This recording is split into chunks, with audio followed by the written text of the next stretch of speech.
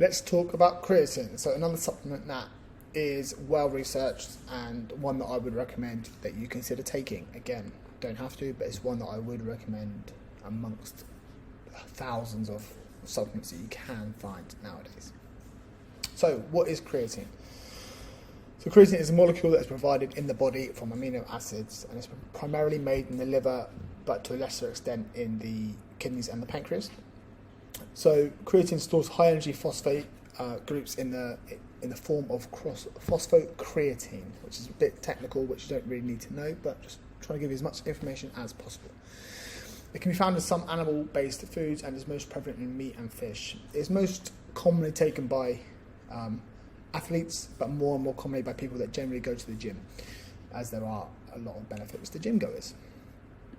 Oh, let's go back. Cool. So yeah, primary benefit of creatine is improvement in strength and power during resistance training.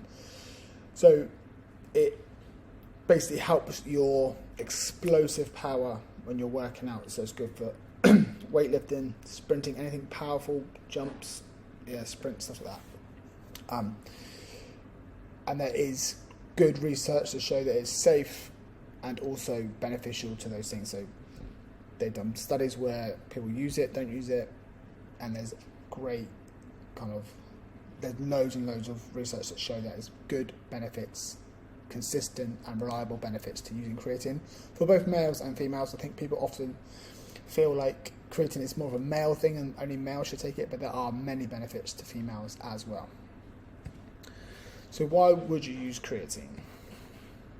So, as I said, the most notable benefits are increased strength and power output. So when you're lifting weights, you can lift heavier weights, you can lift the more reps of them, or even do more sets of them,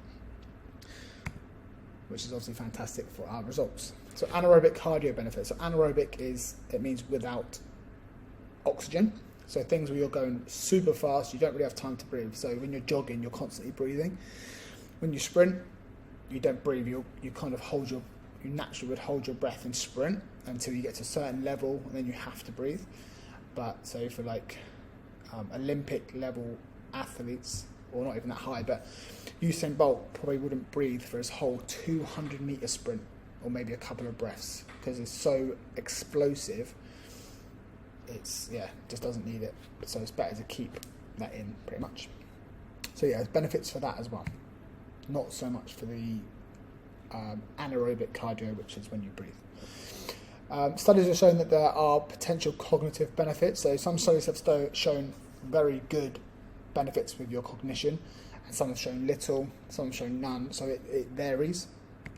But things like reduced mental fatigue, so concentration levels, stuff like that, but also you improve your working memory. So not just benefits in the gym, but it can also benefit you at work, at home, with your mental, cognitive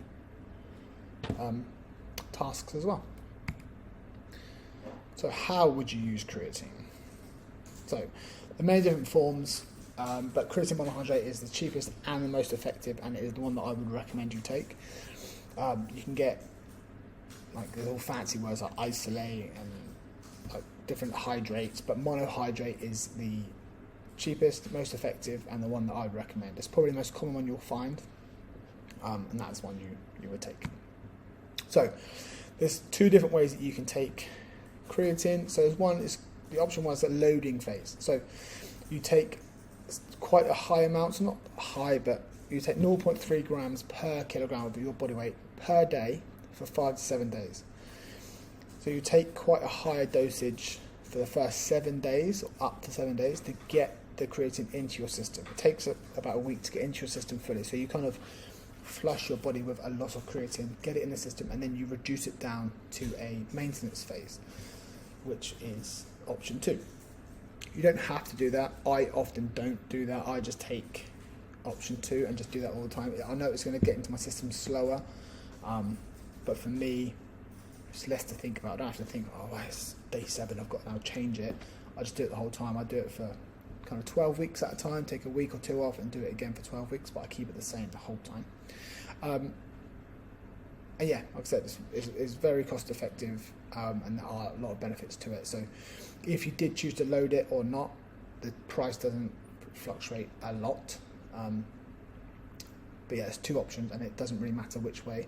The only thing difference is it might take an extra week to get into your system if you just do the regular intake compared to the loading phase. So when would you use creatine? So most companies and products will recommend on the back to take it before or after a workout for best benefits, which you can do. It does get into your system, but generally, as long as you're taking it in the day, it doesn't matter too much because it's going to be in your system the whole time. It's not a short-lived thing like pre-workout. If you take pre-workout, like caffeine, it runs out after a certain time. If you're constantly putting it in day after day, that creatine is in your system and it will continue to work when you work out. So you don't have to take it before or after religiously. As long as you're taking it regularly each day, any time of the day, it will still show benefits when you work out. And yeah, like I said, every day you will take it because it needs to stay in your system. It will run out eventually. Your body does naturally create creatine in your body, but by adding more to it, you're creating this bigger chemical reaction to then be able to push more weight, lift more weight, do more reps, do more sets. So it doesn't completely disappear, but you're just adding to it. And if you're constantly adding to it every day, the benefits will keep going. But yeah, like I said, you should 12 weeks and then have a couple of weeks off, let your body kind of settle down and then go again. So before we stop, I haven't put a slide in, but we'll talk about some of the negatives of creatine. So there are myths about people gaining, you might gain weight when you use creatine, because creatine does enhance the amount of water that is stored in your muscles. So with water comes weight, but it is in your muscles. So you will look heavier on the scale, but the muscles are more hydrated. So it's actually beneficial for you to have that. It just may not look fantastic when you look at the number on the scale. So be aware of that if you start taking creatine. And also if you come off creatine, your weight will naturally drop by a pound or two because you're taking that extra. The water retention will reduce. Some people can get it can give you either a bit of nausea or a bit of diarrhea sometimes, but usually it's short-lived once your body gets used to it. But that is a side effect that some people do find.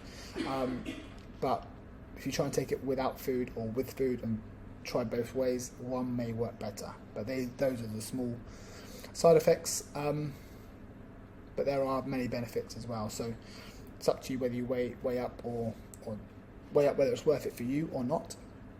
But like I said, yeah, cost effective. Creatine is the most researched supplement that you can get. So it is definitely safe. It's very effective, and like I said, it's quite cheap compared to some of the things that you'll probably get pushed on Instagram and TikTok and stuff like that. So it's one that I would recommend. So hopefully that's been helpful. Let me know if you've got any questions, and speak soon.